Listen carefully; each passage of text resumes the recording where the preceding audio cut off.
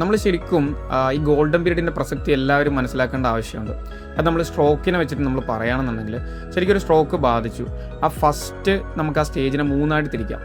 Hyper acute, acute and sub acute എന്നുള്ള സ്റ്റേജായിട്ട് തിരിക്കും. നമുക്കതിൽ സബ് അക്യൂട്ടിനെ പറ്റിയിട്ട് പറയാം. ഈ ഒരു പീരീഡിൽ നമ്മൾ ശരിക്കും സ്ട്രോക്ക് ബാധിച്ച ഒരു എമർജൻസി മാനേജ്മെൻറ്റ് ICUന്ന് തന്നെ റീഹാബ് സ്റ്റാർട്ട് ചെയ്യണം. അത് കഴിഞ്ഞ് നമുക്കൊരു 3 മാസം വരെയുള്ള ഒരു പീരീഡ്, ഈ ഒരു പീരീഡിലാണ് ശരിക്കും നമ്മൾ ന്യൂറോ പ്ലാസ്റ്റിസിറ്റി എന്നൊരു പ്രതിഭാസമുണ്ട് നമ്മുടെ തലച്ചോറിൽ.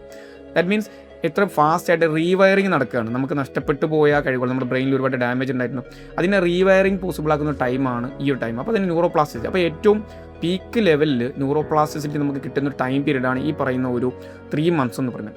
ഈ ഒരു ടൈമിൽ നമ്മൾ ഏറ്റവും നല്ല റീഹാബ് അല്ലെങ്കിൽ ഏറ്റവും നല്ല ട്രീറ്റ്മെൻറ്റ്, ഈവൻ മെഡിസിൻ ആയിക്കോട്ടെ, തെറാപ്പി ആയിക്കോട്ടെ, ഇത് കൊടുക്കുന്നുള്ള പേഷ്യൻ്റ് ഏറ്റവും ഫാസ്റ്റ് റിക്കവറി നമുക്ക് കൊടുക്കാൻ പറ്റും.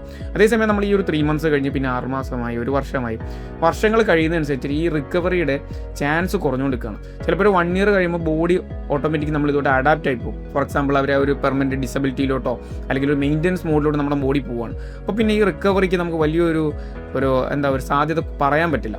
അതേസമയം നമ്മൾ ഈ ഗോൾഡൻ പീരീഡിൽ ഏറ്റവും ഫാസ്റ്റായിട്ട് അതിൽ തന്നെ ഇൻ്റഗ്രേറ്റഡ് ആയിട്ടുള്ള എല്ലാ ട്രീറ്റ്മെൻറ്റും, ചിലപ്പോൾ ഈ ഗോൾഡൻ പീരീഡിൽ ഒരു ഫിസിയോതെറാപ്പി മാത്രമോ അല്ലെങ്കിൽ ഒരു ആയുർവേദം മാത്രമോ അല്ലെങ്കിൽ ജസ്റ്റ് ഒന്ന് റെസ്റ്റ്, അത് മാത്രമല്ല, ഈ ഒരു പീരീഡിൽ നമ്മൾ മാക്സിമം എല്ലാ ട്രീറ്റ്മെൻറ്റും ഒരുമിച്ച് കൊടുക്കുക എന്നുള്ളതാണ്. പക്ഷേ പേഷ്യൻ്റ് ടയേർഡ് ആവാനും പാടില്ല. ഇപ്പോൾ നമ്മൾ ഫിസിയോതെറാപ്പി അതിനൊരു കോഴ്സ് ഉണ്ട്, ഒരു ഗോൾ ഉണ്ട്, അതിനൊരു കോഴ്സ് ഉണ്ട്, നമ്മൾ എങ്ങനെ കൊടുക്കണം, ഒരു പ്രോട്ടോകോൾ ഉണ്ട്.